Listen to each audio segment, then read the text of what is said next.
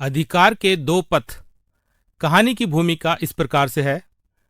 प्रभु यीशु के विश्वासी ऊपरी कमरे में मिलकर प्रार्थना कर रहे थे, प्रतीक्षा कर रहे थे और पवित्र आत्मा की प्रतिज्ञा के पूरा होने के लिए प्रार्थना कर रहे थे।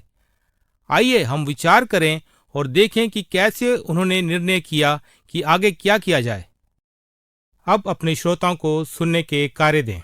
इस कहानी में कौन कौन से चरित्र थे, उन्होंने कैसे निश्चय किया कि क्या किया जाए, आधिकारिक रूप में उन्होंने किस तरह से पवित्र शास्त्र का प्रयोग किया, उन्होंने पवित्र आत्मा की अगुवाई का आदर और अनुसरण कैसे किया। हम इस बात का कैसे निश्चय कर सकते हैं कि हमारे जीवन और हमारी कलीसिया हर दशा में वचन और पवित्र आत्मा के द्वारा मार्गदर्शित होती है। आइए अब कहानी की ओर चलें। जैसा प्रभु यीशु ने अपने शिष्यों को आदेश दिया था, वह पवित्र आत्मा की प्रतीक्षा यरूशलेम में करते रहे।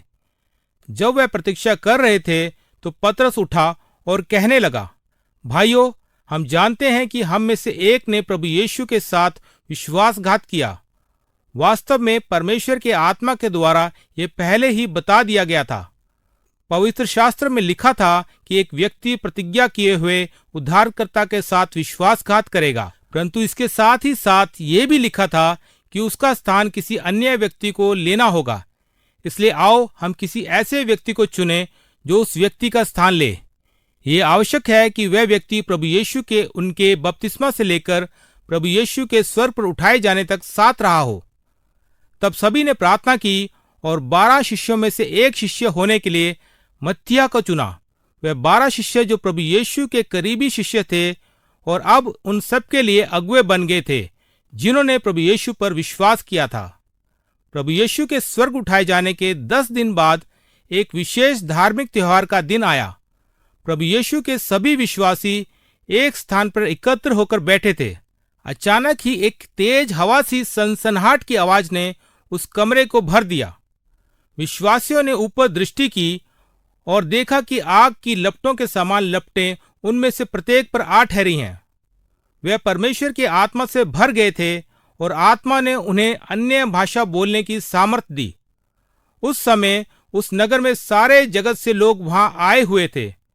वह लोग धार्मिक त्योहार के लिए आए थे और उन्होंने उस आवाज को सुना और वह उस स्थान की ओर दौड़े जहां प्रभु यीशु मसीह के विश्वासी एकत्र थे। उन लोगों ने प्रभु यीशु के विश्वासियों को अपनी मातृभाषा में बोलते हुए सुना। इस बात से लोग बड़े हैरान थे। उन्होंने आपस में एक दूसरे से पूछा, क्या ये लोग यहाँ स्थानीय लोग नहीं हैं जो हमारी मातृभाषा बोल रहे हैं? इसका क्या अर्थ हो सकता है? यहाँ तक कि कुछ लोगों को हैरानी हुई कि वह विश्वासी अन्य भाषाओं में बोल रहे हैं। कुछ ने उनका मजाक उड़ाया और कहा, ये किसी मदिरा के नशे में है। परंतु पतरस बाहर आया और भीड़ को तेज स्वर में संबोधित किया, आप कैसे कह सकते हैं कि ये मदिरा के नशे में है? अभी तो सुबह के 9 ही बजे हैं।